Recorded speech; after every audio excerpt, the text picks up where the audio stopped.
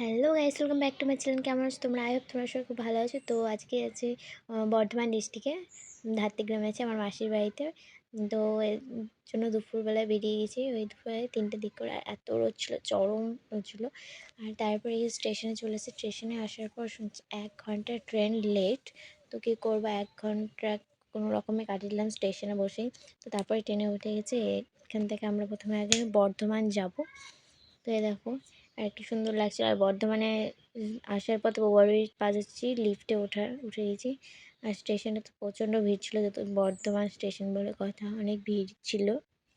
তো কী বলবো, তারপর হচ্ছে যেহেতু আমার একটা ভাই আছে যে মাসির বাড়ি যাচ্ছে, তার জন্য একটু বর্ধমান থেকে মিহিদানা নিয়েছি। আর বর্ধমানে মিহিদানা হচ্ছে নাম করা নাকি শুনেছি। তো যাই হোক, ওইখান কিছুটা আমি মিহিদানা হচ্ছে নিয়ে নিচ্ছি।